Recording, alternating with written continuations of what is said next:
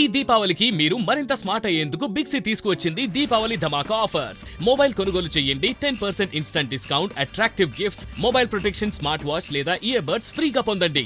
ఈ దీపావళిని మరింత బ్యూటిఫుల్ గా మార్చుకోండి బిగ్సీ దీపావళి ధమాకా ఆఫర్స్ తో. హలో అండి, నా పేరు హైమ. నేను పుట్టపర్తి వెళ్ళి హైదరాబాద్ వస్తున్నాను. కర్నూలు దగ్గర మీకు యాక్సిడెంట్ అయింది కదండి.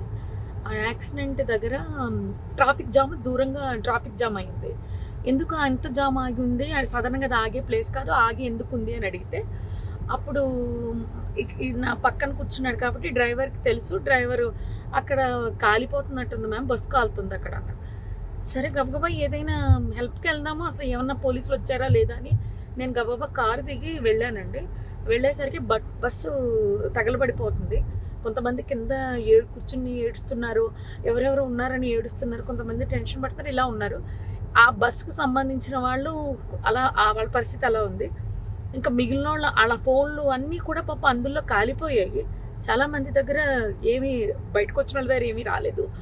అక్కడ ఉన్న మిగిలిన జనం అండి మొబైల్స్తో వీడియోస్ తీసుకుంటున్నారండి. ఎవరైనా పోలీస్కి కాల్ చేయలేదు. నేను కార్ దిగి వచ్చే హడావుల్లో ఫోన్ ఏమో కార్లో వదిలేశాను. వర్షం పడిపోతుందో పక్క నుంచి ఫోన్ టచ్ చేయడానికి కూడా ఎవరిదైనా అడిగి తీసుకుని టచ్ చేద్దామని వర్షానికి తడిచి అది పని చేయట్లేదు.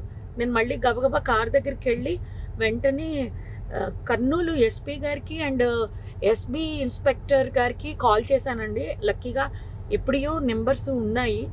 కాల్ చేస్తే వాళ్ళు ఇమీడియట్లీ రెస్పాండ్ అయ్యారు.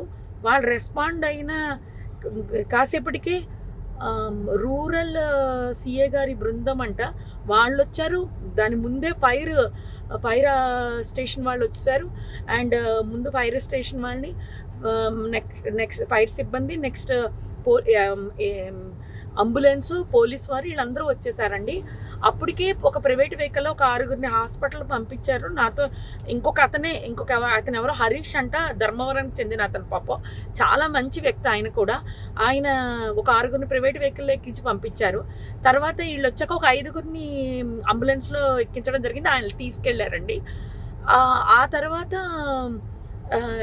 ఈ లోపలనే మొత్తం ఎస్పీ గారు, పోలీస్ సిబ్బంది అందరూ వచ్చేసారు.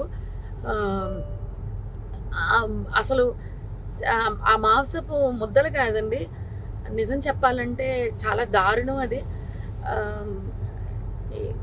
అస్థిపంజరాలు అలా సీట్లలోనే చూసేసరికి అసలు నాకైతే వల్ల కాలేదు. ఎవరైనా ఫ్యామిలీ అండి, చాలా ఆ ఫ్యామిలీ ఎంత బాధపడుతూ ఉంటారో. నేను అది తట్టుకోలేకపోయాను.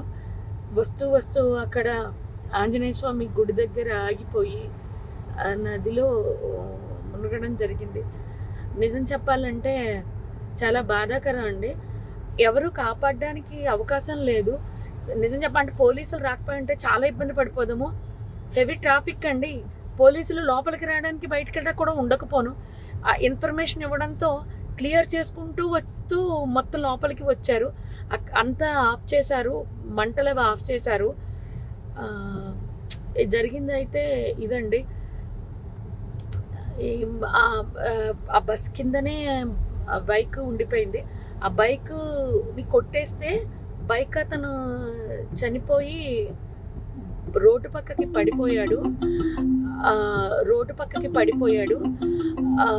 మళ్ళీ ఆ బైక్ మాత్రం బస్ కిందకి వెళ్ళిపోయిందండి. అర్థమైపోయింది ఇది సార్ జరిగింది.